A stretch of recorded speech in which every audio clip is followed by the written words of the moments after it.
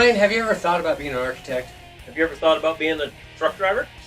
Have you ever thought about being a salesperson? What about something in the medical field? Realtor? Listen to Career Paths every Thursday Wherever you listen to podcasts, and on YouTube. You might learn something. you might not. It's your life. Make it happen. Memories fading, we all forget those not so shiny things you do. Career Paths. And action! Oh. And go.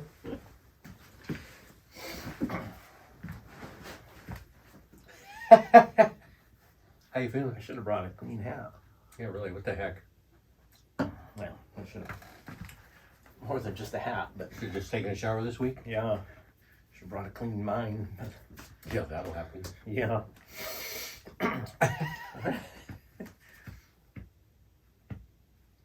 Welcome to Career Paths. I'm your host, Ryan King, and with me, as always, is Victor Boudreau. Hi, Ryan. Although today you're not a I'm not. co-host. I'm not a host. I'm not a co-host. I'm just. I don't know why. Why am I here? So I would like to welcome Wow, you, you were as good. a guest, As a guest. a first-time guest That, on the most popular podcast in your basement. got me there. Because it is. It is. So how's things? Life is good. Actually, we haven't even really talked that much No. outside of this. So how are things? Overall good. Overall good. Good.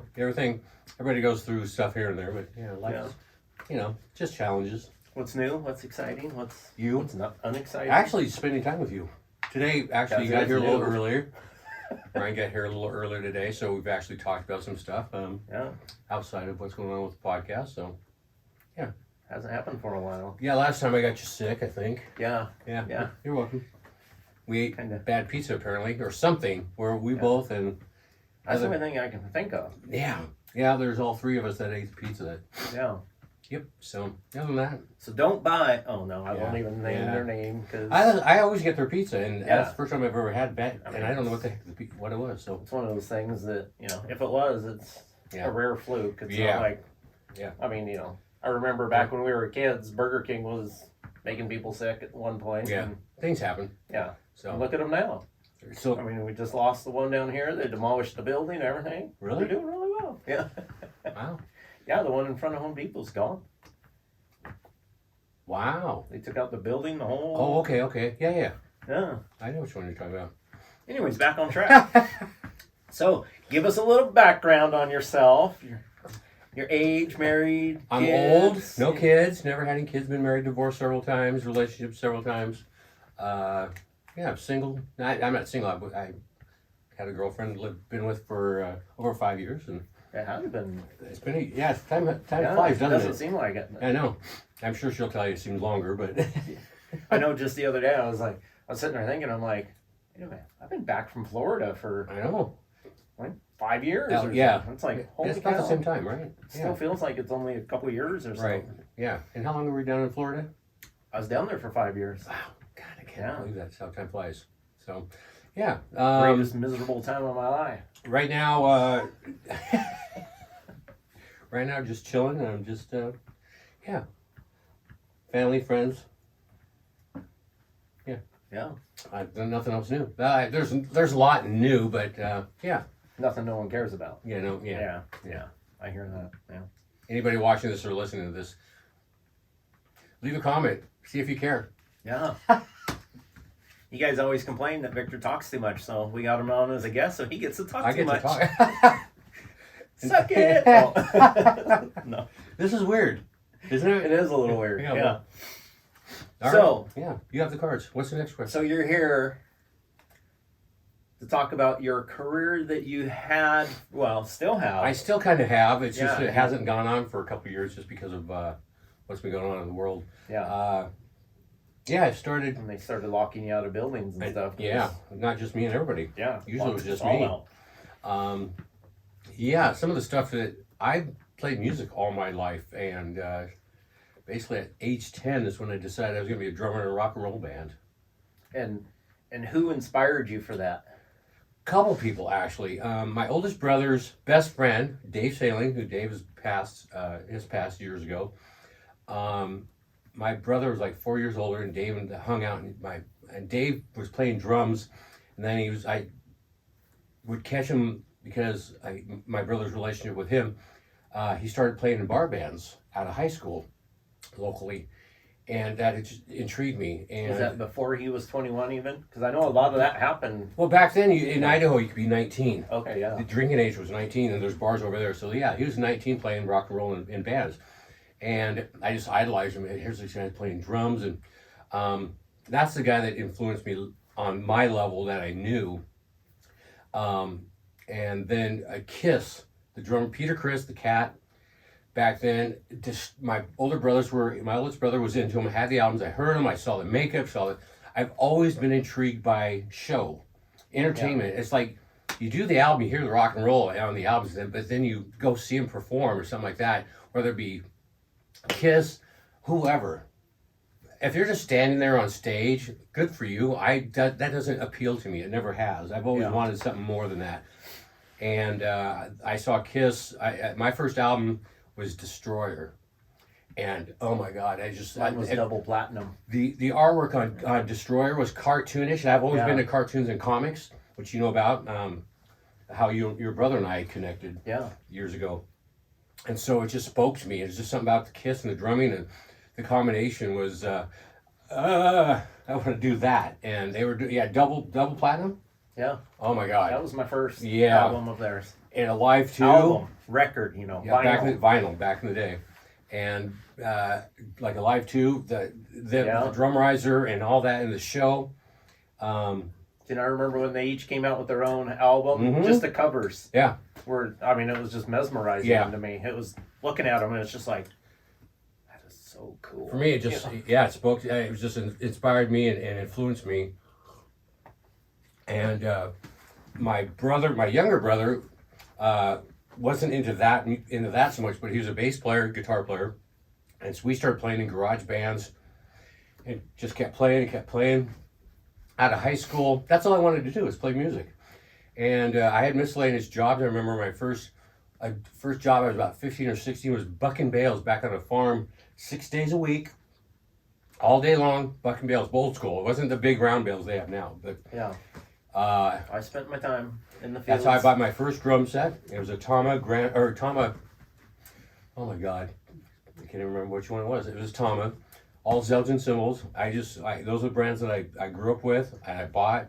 And then it was a 5-piece. Then I added one more tom so you have the look at 3 upper toms. Then I added another tom, then another cymbal. Then I don't think a lot of people realize the amount of money that goes into just cymbals alone.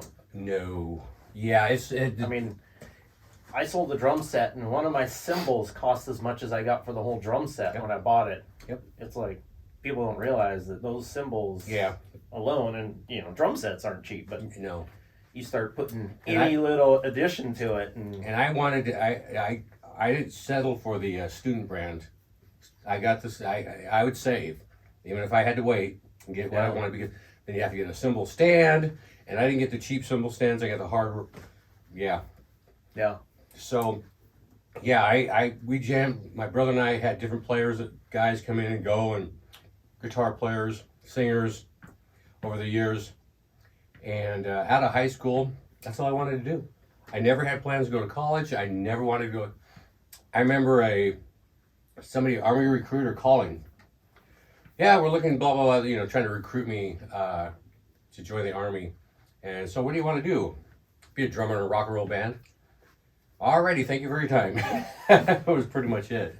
So I remember the Army recruiter came to the high school. I talked to him one time and kind of led him on, knowing that he will come back and call me out of class. He would call me out of class, and I wouldn't go see him, but I would get out of class and go. Wow, look at you working, girl. Yeah, you go, girl. I knew how to work the system. Yeah, you did. I remember I was about 19 years old. I was living with a friend and I cannot remember how I got in contact with this band, but they were looking for a drummer. They were a working band around the Northwest,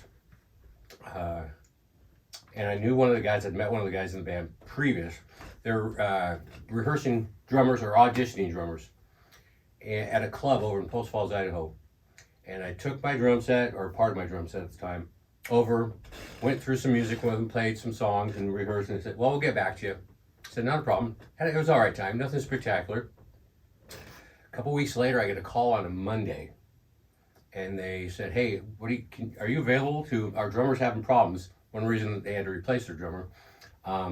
Wrist problems or something like that.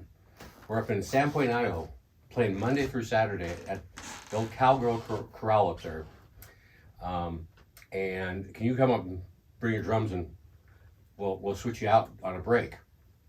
All right, I had nothing else going on. I don't know what I was doing work-wise, but obviously it wasn't pending or it would be in my way.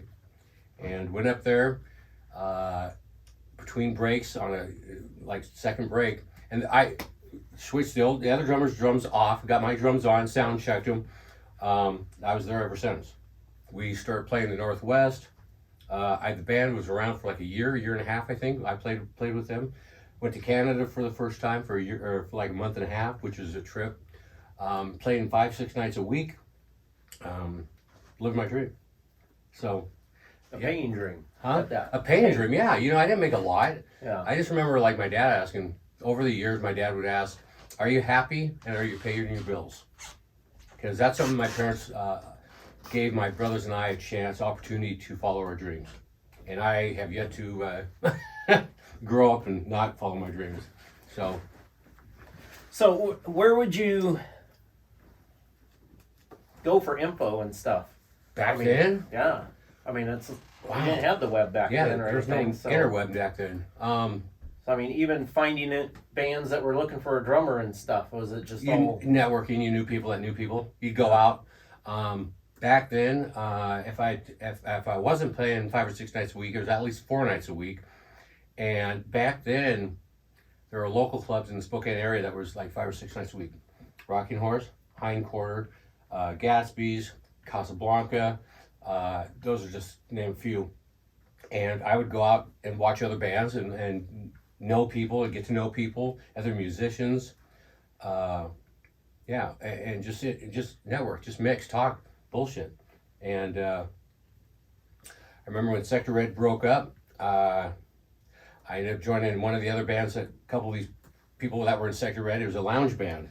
So I went from a rock and roll show band, because we had pyro at the beginning of Sector Red. There's a song got by this band called Autograph, Turn Up the Radio. Remember that? Mm-hmm. Okay. So anybody wants to look at the beginning of every night, and this was just in a club, like a cover band club. Lights, the stage was dark. All of a sudden, I'd count to 4. The guitar player would do a slide for 8 counts. Boom on one. Lights come on. Pyro. Boom. It's got goosebumps. Still this day. This is like long time. Look, see that? Yeah. Jeez Louise. It was just. It was. Yeah, I still feel. It was showtime, and to go from that rock and roll, and we dressed up. We didn't do the Kiss makeup. I learned how to do makeup back then on stage to bring my eyes out because I was a drummer. And I have pictures of me with blue eyeshadow. Yeah, it was a kind of a glam thing. I was cute, I was. And I had the hair. And back then there was a lot more makeup being worn. Well, actually, probably a lot less makeup being worn than nowadays, but there was a lot of makeup starting to be worn. Yeah. To go from the rock and roll thing, that's what I've always wanted, to a lounge thing. I needed to make money. I wanted to play drums, but oh my God, I just sucked. My tempo was off. My timing was off. I just wasn't happy. And so I ended up getting fired from that band. Thank you. And I don't think people realize the difference in drumming from different, like between your rock and your lounge, and even getting into country and stuff. A lot of the country nowadays is basically just rock and roll. Yeah. But it still has a different sound and a different feel to it, a different rhythm and stuff. And to me, it was just the attitude. It was just, you go, playing in the lounge band. and it wasn't showy at all. And I wasn't. To me, it wasn't performing. I'm a performer that I've realized I'm not just a drummer. And you know this about me. That's one reason we've come to this, doing the podcast over the years, is I'm an entertainer. I never perceived myself as an entertainer. I was a drummer in a rock and roll band, but that's progressed to the point that I am now doing this, and being the host with you of the podcast. And there's other parts of my life that I'll share. That's one reason we're doing this. Yeah. Where I get to be interviewed and share what I've done for a career, and I'm an entertainer. That's all, what it came down to. Well, I know, the times that I would come see you guys playing and stuff, it was never, you're just back there as the drummer.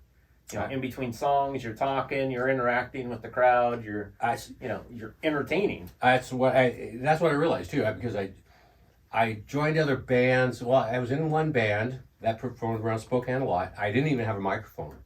I didn't talk. But the guy that was talking, he was a singer-talker, and I learned from him, Bill, if you ever watch this. So after I left that band, I ended up joining with this other C-level band. There's A, B, and C, and they were very, very, very, very. They were playing dive bars in Hilliard on a Friday, Saturday night. They were, can't remember the name of the band of what it was. That morphed into French Kiss. French Kiss. You notice that combination?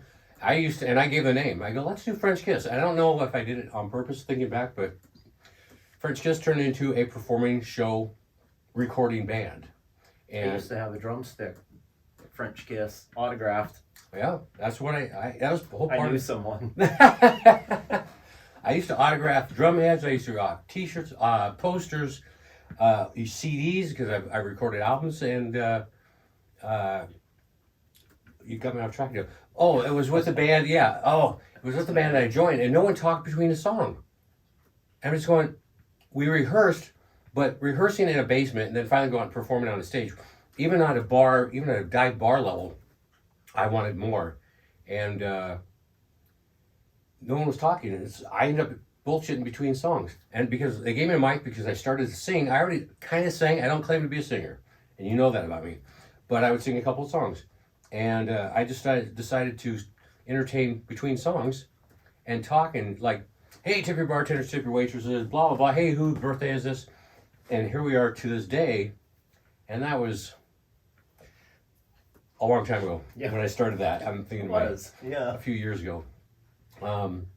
So in that band, we were striving for something more.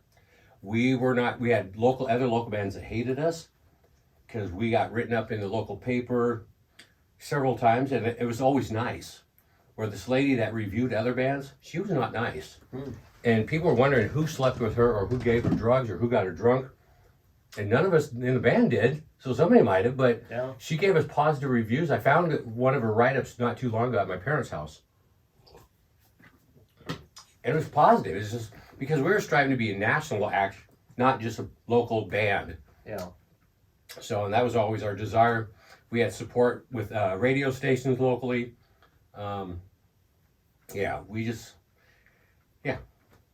So, you already talked about, kind of the people that inspired you. Mm-hmm. What about, was there anyone that kind of helped guide you through any of that? Good question. I don't remember. It was trial and error as far as I can tell. I think we bounced off, with that band in particular, we bounced off each other a lot. I just knew what I wanted. The people that were there was 3 other people in the band that I had found or brought into the situation that we all agreed that's what we're going to do, the cover local band thing, but we toured around the Northwest in Canada. I mean, we were in the Seattle area, we went to Canada, we were down in Montana, we'd go to Oregon. Yeah, we used to go to Oregon too. And then how did you line these shows up? You're talking about the cover band gigs, or you're talking about the original show bands, original gigs? So there's 2 different things. How did I do both?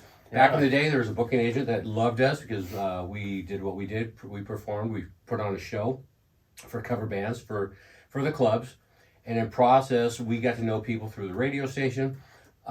Example, we had we were getting with a local rock and roll station, Rock 106, back in the day. They're no longer around. They've morphed into like 104.5 now, I believe. And we knew some DJs and guys up there.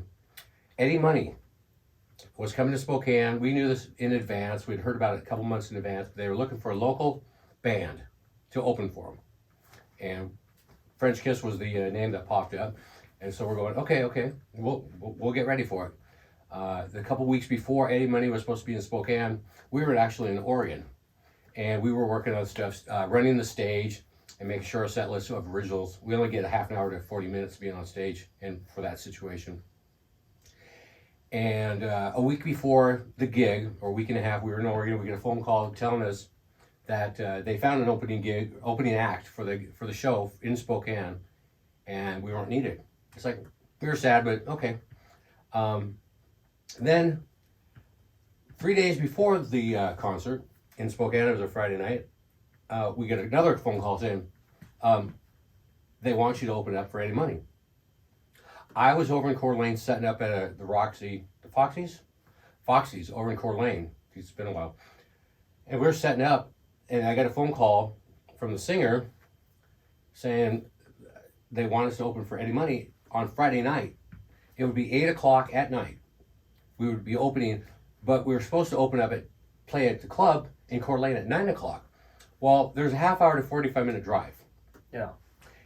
So right there, I'm assuming we can't do it because we're already booked, being paid to play somewhere else. I said all I could do is ask the manager of the club, hotel, because it was a hotel lounge club situation. It's a great situation though. And I remember finding them and saying, hey, I got to ask you, I just got called to open. They want us to open for Eddie Money, but I know we're booked here. So, and Lenny, I do remember his name. He says, go, do it. I go, we won't be here till like earliest is maybe 10:30. He says, go, do it. Oh my God. The day of the show, which was a Friday, a couple days later, we were at the Opera House setting up, sound check. I never met anybody from the band, from Eddie Money or anything.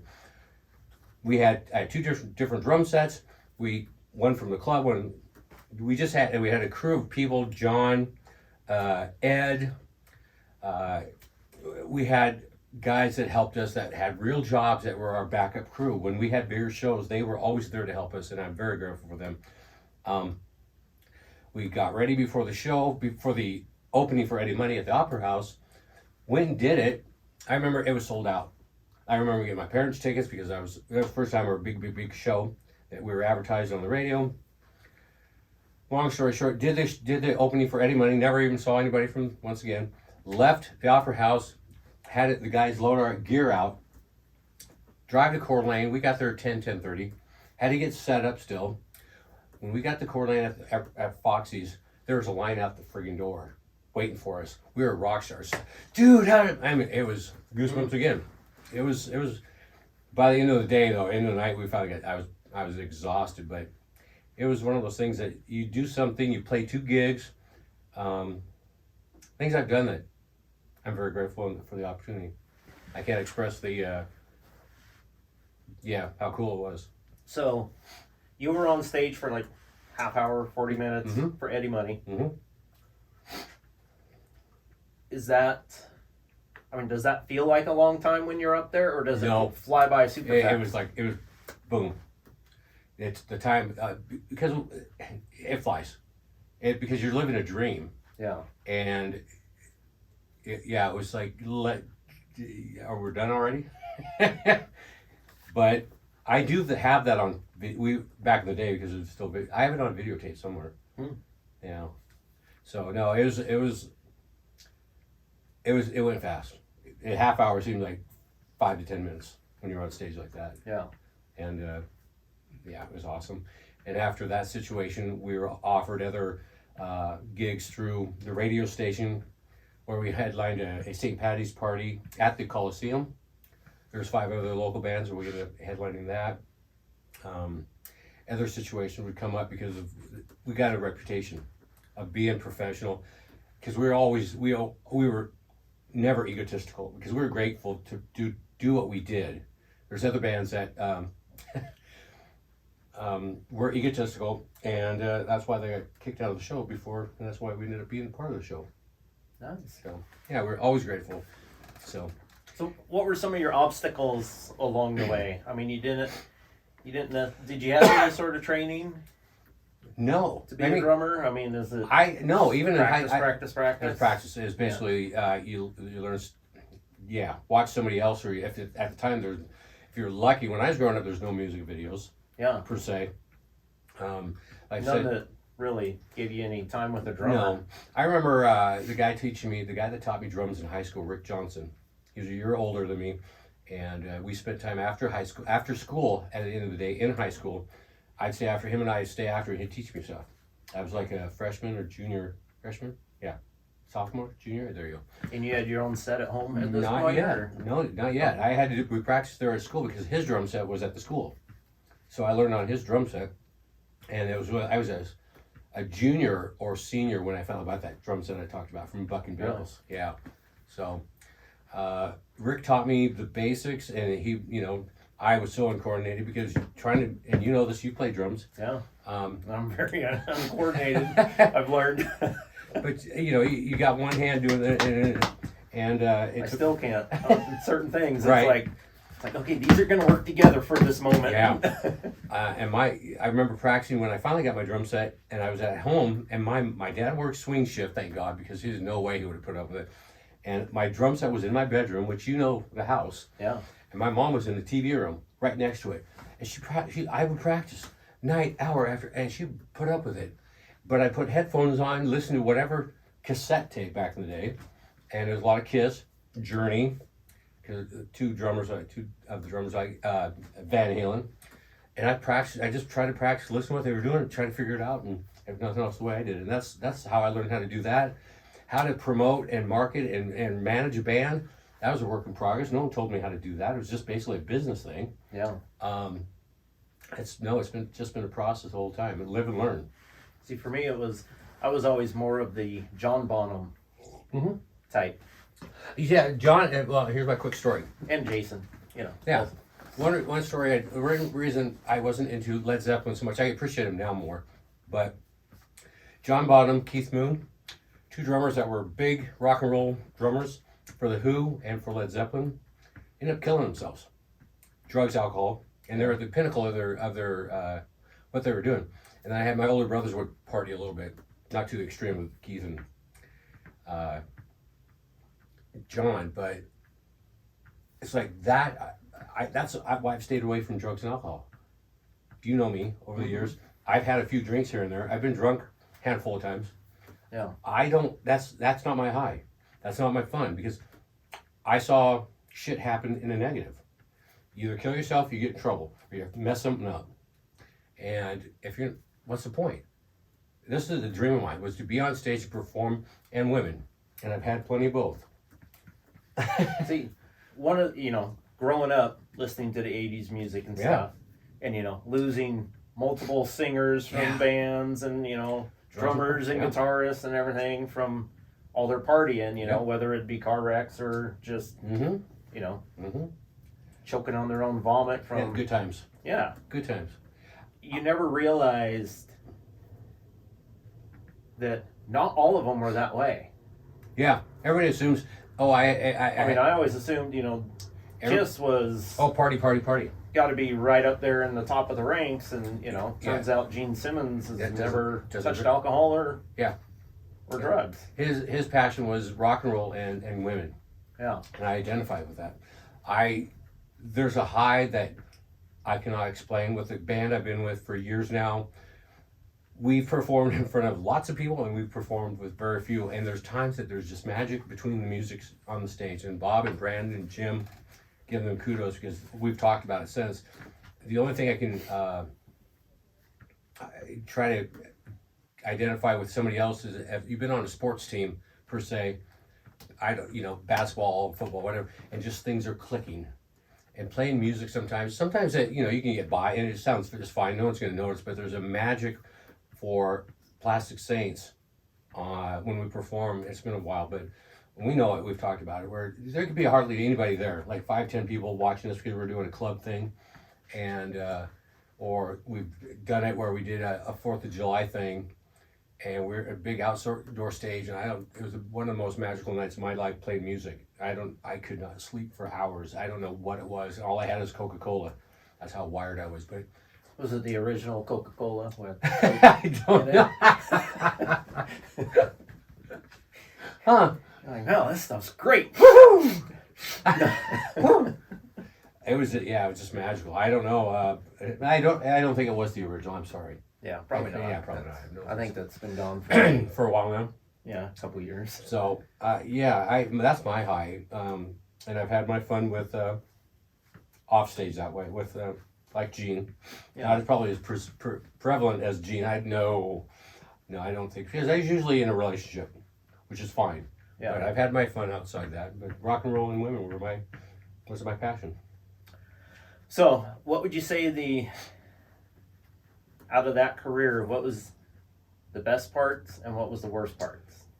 The worst part was either somebody quitting or somebody changing what they just wanted to do, what they told me they wanted to do, or that would be the worst part. Or having my first ex-wife decide she was going to have an affair with the guitar player, lie to me about it. That was the worst part, where I wanted to kill myself, literally. And fortunately, I had friends, and I've always had great friends. Even you were a friend. So that was the worst part. That was the very worst part, because I was losing the band. I felt I was losing my personal relationship. I was losing everything in my head. Yeah. And I moved out a week before Christmas, because my singer ex-wife did not want me anymore. She didn't say it was because she wanted to be with a guitar player. Of course not. And that was the worst part. That was the very worst part. I learned a lot of lessons that she wasn't worth it, that no woman is worth it. You can love somebody, but that was the worst part. The best part is, wow, there's a lot of good parts. I mean, the rest of it, being able to perform, being able to make the relationships with people that start out as fans, become friends, that become part of your life. Because there are people that, I've met so many people that just want to know you because you're in the band. Hey, I get that. You know, I've done that with other people, that I've gotten to know bands or bigger bands, and become friends with them. But to have relationships with people years later that started out because of that you're still friends with, and still have a relationship with, that you truly care about. So I don't know. And just at this point, to look back over my history of playing music, to have albums, to have stuff on the internet, several different things, to have people point out how jealous they are of you. I have one of your still sealed CDs sell on eBay for, I don't remember how much. 150 bucks, 140. Yeah. Ryan pointed, we found this on eBay like a year ago, 2 years ago. About a year ago. One of my albums my first album, it was only an EP too, 3-song EP. Yeah. Sold 2 years ago, or 1 year, 2 years ago, sold on eBay for $145. Down in California. Down in California. And it's like, what the mother people? I was just blown, it blew me away. Somebody bought my music, and I wrote one of the originals on it. It just blew me the F away. Just blew me away. It's like, here it is, how many years later, and it's some years later. Yeah. Well, it's still the best music. The 80s, some of the 80s stuff, I'd prefer listening to that than any of the crap that's out there today. Yeah. Definitely. I mean, how many commercials to this day do they put out, and it's got 80s music in it somewhere, and it's like, well, what's wrong with today's stuff? Yeah, that's why. Yeah, so that's the best part, is just to have the relationships, and then I can look back and point out and have stuff that I've done. So what's a typical day like? Back then? As a rock star back then. A rock star. A bar star, maybe. Depending on what was going on for the day. If you had to drive or travel, you had to drive and travel, depending on where you're setting up and where you're playing, because there's times we'd go to Oregon for 2 weeks. This would be an extreme. On a Sunday, because we played 6 nights a week. We'd play 2 different places in Oregon. Get there on a Sunday. We had accommodations for us, so we'd stay at the same place every time we went, which we did every 3 months. Monday would go to the club, set up, get ready. That takes 2, 3, 4 hours to set up, lights, PA, everything. Go back to our accommodation hotel room or band house, relax, take a nap, whatever, eat dinner, get ready, go back to club, perform for 4 or 5 hours, and then be done for the day. That's the long day. Get home, get back to the band accommodations, 2, 3 o'clock in the morning. Either get something to eat like it's dinner, because it's like after work, and then sleep till the next day till 1 or 2 in the afternoon, and get up and maybe work on originals, play some video games, which we did. I've always played video games. That's a typical day. So, the accommodations, did you guys have to pay for those, or was that all by that situation? pre-aligned? Yeah, by that time the clubs had it, and the booking agents had it all set up through the clubs, because the clubs typically had bands rotating through that would always, we would go through every 3 months. Same place we stayed, same band house, so we knew what was going on. They had already arranged it through the club, so it was part of the deal. Nice. Yeah. So, what's the biggest misconception the general public has, Being a rock and roll band, and how would you change it? I don't think you can change it, because you can't change it because the perception. Once again, all I can do is be me, because I was perceived as being a partier, a drugger, drinker. I had people offer me all sorts of stuff throughout. Hey, do you want to go get stoned? Hey, no, dude, I don't do that. Oh, then they apologize. Hey, you want to go out and do some lines? I don't do that stuff. Oh, sorry. But some guys do. I know guys that I've played in a couple bands where you go, huh? And that's why I don't play in a band with them. We had a guest on here that talked about doing shrooms with members of ZZ Top. That's right. Some people do partake of things. They do, and once again, you can't change the perception. I don't think. Who cares? Yeah. Rocket. Why would I care if I change somebody's perception? I guess I'm going to be me, and I'm going to entertain and have fun. And if somebody doesn't understand, which I know this about myself, most people don't understand me. You know this. People have, especially when I have the long hair, they perceive me a certain way, and it's like, okay, not my problem. Yeah. I'm happy. I'm doing what I want. So, the question is how many careers, jobs, but I don't know. Let's switch it to how many bands. I don't know. Good question. Right now, I don't know. Because you start out with a garage band, and there's numerous of those. Yeah. I don't know how many of those, 5, 10 of those possibly that throughout a short period. Then when I started playing professionally, which is the road band, which is Sector Red, I was 19 years old, and there was, I don't know, another 5, 10 bands that I played in. There was a couple times I joined a group and rehearsed with them several times, ended up getting out. Either they didn't. I actually got let go from a guy a couple years ago. Guitar player was in Sector Red. He invited me to come rehearse with his group he was performing with, and we rehearsed 2 or 3 times, and they screwed around all the time at rehearsal. And the guitar player, Dan, if you watch this, you'll know, he was like goofing off between songs. It was like, let's play I'd sit there going, guys, you're wasting my freaking time. And I think that came across. I never said it, I don't think, but it's like, what are we gonna do next, guys? We're gonna practice. We're gonna learn these songs together. He had to let me go. So I know it was like one of those things. Oh, They never did do anything without me though. Because they said they had this other drummer. They were gonna, okay. They never did shit without me. Yeah. Because I would have been the one driving them to, let's do it. You guys talk about going out playing. Let's go play. That's what I don't want to sit here in the basement for hours. I do this right now with you. I'm sitting in the basement. Yeah. Why would I need to go down and wait and play drums?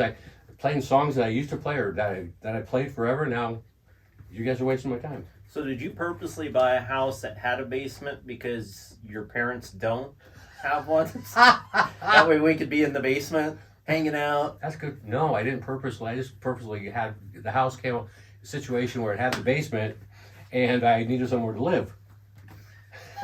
Worked out good for all of us. Yes, it worked out. My drums used to sit here. I remember coming down a couple times. Yeah, when we first moved in, and then we needed a place for the podcast, so I moved my drums elsewhere, and here we are sitting where my drums at. So do you miss just playing around on them? No, I don't miss, because not just sitting in the basement and playing. That's why I never really did a whole lot. Yeah. The practice side of it. Yeah. I just couldn't sit there and just keep playing in the garage. I've you done know. that. I had them set up in Florida in the garage for a good chunk of that time. I spent hours upon days upon weeks Yeah. practicing in a basement or in a garage doing that. I would do it today. Last time I rehearsed in this basement was a couple years ago before the world problem with Plastic Saints. We had a gig, a private gig. We learned about 10 songs. We rehearsed twice for those 10 songs. We went out and performed, but we played together so long. It was easy. Yeah. It's get me out on, put me in, coach. I'm ready to play. The basement is fine, especially when I was younger. That's what I needed to get better. I'm not saying I ever got better, but get me on stage. Money, your income, your benefits, all of that There's no stuff. the benefits with Yeah. women or drugs or alcohol. So I got by. Which usually isn't supplied by the employer, just Not the typical. random Well, not people in the crowd. I've heard different stories at different clubs with different bands, but with the bands I've been in, I've never had that situation. I got by. I was living my dream. I was paying my bills. And that's the part that really matters. That's what matters. I was, I mean, again, everyone's level of income varies. Yeah, You definitely. know, I've always lived pretty lean because I don't need a lot. I mean, I'm comfortable. I'm happy. That's the biggest thing is I've been happy. So if you can't put a number on, you can make a lot more. I know people that through this career and my other stuff, I know people with lots of money, and they have lots of money. They're not happy. yeah, They haven't had the opportunities. They didn't make the opportunities. Let me clarify that. I've made my opportunities. As you know, it's not just I got lucky. Yeah. you got lucky after After crap, after crap, after Yeah. crap. And hopefully I've learned a few lessons Sure. along the lines. years and years of practice and determination, and People lying to you or playing games with you or just change their mind on you. When I set a goal, I set a goal. And here we are. I have albums out. I had record labels looking at a couple of bands. I'm happy. Money, benefits. I ate. I had a good time. I have friends and family. I have friends to this day. Todd, John, in particular. I'll point those two out. Don. These are guys I met 30 plus years ago. They're still some of my best friends. I don't get to see them all the time because lives change. Yeah. We stay in contact still. They're some of the greatest guys I know, and I met them through playing music. So, well, I can tell you this. You know, there's been some super famous rock stars out there, and your income level is right there with all of them at this particular moment. You know, they sold off all their rights, they yeah. pissed away all their money in the 80s, Yeah. and Yeah. they're sitting around going, welcome to Best Buy. You know, You know, you're like, wait a minute, you were in. Yeah. You know? You know, I once again, the benefits I received, other people just dream of. They can't. Yeah. You know this about. We've been friends for so long, and our relationship started before that. But it's made me who I am today. That's one of the benefits, good or bad. And you know how I am. I'm loyal to a T. Not always good. All right, the big question there, I already know the answer to. Yeah, I never. Go What ahead. did ask. you want to be as a kid? When I- Cowboy, astronaut, When I grew up, doctor? I used to pretend a lot of stuff when I was a kid. I always had GI Joes and stuff. So, Me too.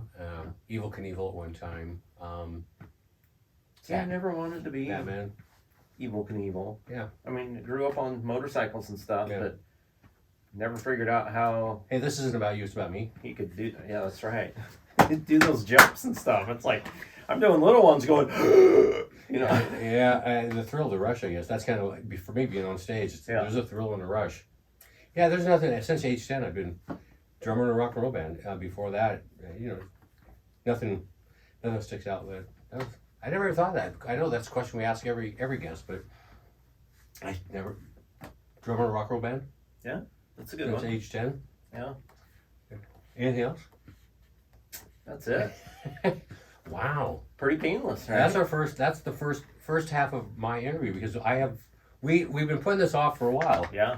because there's a lot to what I've done in my life. We're only through a part of it. And a lot of it we've been putting it off on purpose. Yeah, oh yeah. This wasn't, we put it off because we're lazy or something like No, that. no, not at all. We have other guests that I wanted to get into this more, and I want other people to guess. And but Ryan and I talked about this for over a year, almost shortly after we started, I think, about interviewing each other. I know I've interviewed you a little bit. Yeah. But with me, with all the entertainment stuff, I just thought it was more important for us to get the podcast and Career Paths established what it is. Because it's not about me, and sometimes I've had to learn that. And luckily, once in a while, all three of you let us know that. Shut up, Vic. So I don't have to. I get to be the guest, and that's why. Yeah. Even now, I still catch myself not talking because, I've done. Live and learn. So, is there anything else you want to share that you want? Oh yeah. Want our If you have a dream, wide fan base to know? Well, wow, that's being hurtful. I will point out, if you want to check out, if you are curious, you can go on YouTube, French Kiss Spokane, Google that. Plastic Saints Inside. That's what you type into Google or YouTube, and you'll find me and you'll find the band stuff. Those two are particular. I've had people from, I think it's Norway, or somewhere over, I can't remember, somewhere way that someone from Australia contact me to say, hey, are you the drummer, and do you guys have more stuff? And I actually do have some live stuff on videotape somewhere of French Kiss performing original stuff, which I've never shared because I don't have to. Wanting more, and I was very nice to reply and say, hey, I left the band, I didn't go into detail, but he kept hounding me, and it was being nice about it, but I finally said, it's my ex-wife. They decided to have an affair. I wish them the best. So he goes, oh, sorry. I've talked to a couple people about actually maybe putting some of the original live stuff, but doing it in a way that's more me than anybody else from that band. So we'll see. If somebody has a dream, whatever it is these days, it's not easy. But if you're determined, doesn't mean you're going to get to where you think you want to go. That would be the other, this about the situation. Because here I am. I'm not big, rich, or famous, but I know that I influence a lot of people, and I've had them come back to me, respond to me over the years, which you know about. That's gratifying. That's a benefit that wasn't seen or wanted or thought or desired. But to have somebody contact me, thanking me for doing what I did, just following my dreams, is to think that I have influenced somebody to do with my music and being a drummer and doing that. It blows me away, and I'm being very humble about that, because to be in a situation to look back and do what I've done and to have somebody, it hasn't been easy. There's times I've driven in snowstorms. I've been sick on stage where I had a bucket next to me so I could throw up. Gone through, personal stuff because of it. Had to deal with my grandmother having surgery and then passing away. So, not always easy, but grateful. So, got me emotional. You son of a bitch. Good. So, straighten out that. so I've been told, never actually, done any research to verify this, because that's the way I like to get. You're on the fly. That's right. That, back in the 80s and that area, you were living what, most people's dream was, to be a rock star. Oh, yeah. And now in this day and age, you are living the dream of what most people's Perception thing is being a podcast host. That's the new rock star now. Yes, I've heard that. I've heard that too. That's what people want to do. You're Progress. still living most people's dreams. I part of it's I just like to entertain. And you're like, I'm getting paid the same as I did back in the 80s. I mean, less than I get paid back in the 80s. Yeah, at least then you had gas money. Yeah, I know, right? I've heard that about the podcast thing, where they don't want to be musicians or actors. They want to have their own podcast. So I guess we're living our dream again. Yeah. And I'm okay with that. Once again, if we can have and a nugget to do with the show, Ryan's idea came to me, asked me if I'd be a part of it, and I said certainly, because I can talk to pretty much anybody, and sometimes I have to learn to shut up. But I get to be the guest right now. And for me, this was the route to go because I couldn't stay and practice any instrument long enough to ever get good at anything. So here I can just sit down and start talking. And BS. yeah, And you got better at it. yeah. You're more comfortable than when we I can started. practice at that pretty easy, you know. Yeah. And you're in front of the camera. I don't have to do it in the garage by myself. And That sounded the wrong. idea of the podcast, and I'll say it again, we've done it before, but since I get to be the guest, is if we can give you a nugget of information to make your life better. Yeah. Because I don't have kids of my own, so I've influenced people. So that's kind of the thought process. And Ryan came up with the idea, the career, and there's so many different careers, but even if you have the same quote unquote career, but the way you get there and how it worked matters. So I just, hey, if I would get to be a rock star in the podcast, if the people consider it, I'm okay with that, because what else is there? And on that note, thank you for watching and listening to Career Paths Bye, InfoNet. by Infonet. Please like, subscribe, share, leave a comment, leave a review, leave something, leave a tip. By the way, have you talked to Mitchell or Paul lately? I haven't. I haven't either. I wonder how I should, maybe we should talk. We should Yeah. take them out to lunch because They may be canceling there's probably us. a reason they haven't been talking to us. It's your life. Make it happen. Thanks, guys.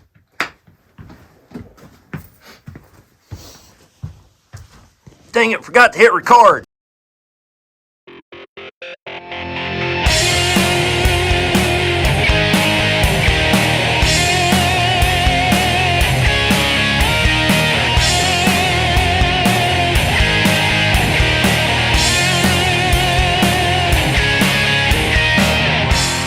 Ashes to ashes.